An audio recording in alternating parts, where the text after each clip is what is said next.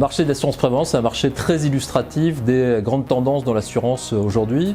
C'est un marché qui fait 22 milliards d'euros de primes en 2018, qui se décompose en trois grands paquets. Donc le marché de l'assurance emprunteur qui fait à peu près 40%, le marché de l'assurance prévoyance individuelle 40% et la prévoyance collective 20%. Un marché qui croît d'environ 3% par an. Alors c'est un marché très bataillé. On y trouve à la fois des banques assureurs, des assureurs, des courtiers grossistes, des comparateurs, des courtiers digitaux. Alors pourquoi cette bataille? D'abord, il y a trois raisons. La première, c'est tout ce qui est l'évolution démographique et sociétale, donc le vieillissement d'abord, le développement de tout ce qui est le connecté, bien sûr les téléphones, mais aussi l'Internet des objets par exemple, et puis également tout ce qui est l'expérience client, c'est-à-dire la personnalisation, la demande de plus de rapidité de la part du client final.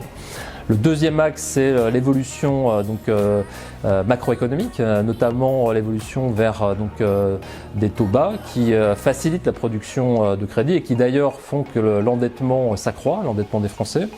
Et le troisième point, c'est l'aspect réglementaire. Il y a eu beaucoup d'évolutions réglementaires dans les 3-4 dernières années. La directive Lagarde, la loi Hamon, par exemple. Et donc au global, beaucoup de mutations. Alors à quoi faut-il s'attendre pour les années qui viennent? Nous, on pense qu'il y a 4 grands leviers de développement et de différenciation sur ce marché. Le premier, c'est la compétence en génération de leads sur Internet. Les Français aujourd'hui très souvent vont sur Internet pour s'informer dans l'assurance, pour faire des devis. Et cette compétence-là devient très importante. Le deuxième levier, c'est la technologie, notamment l'intelligence artificielle, qui est l'assurance est le premier domaine d'application d'intelligence artificielle, tout secteur confondu.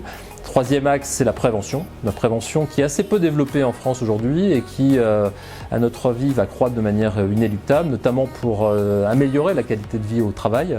Le quatrième point, c'est la diversification des canaux de distribution. Au-delà des courtiers digitaux, des comparateurs, on voit se développer le développement de l'assurance prévoyance par les néobanques, par exemple, ou l'émergence de sites qui sont des hypermarchés financiers. Au global, ces 4 leviers, ces 4 axes font qu'il y a effectivement beaucoup d'opportunités finalement pour se développer, se différencier sur ce marché d'assurance prévoyance.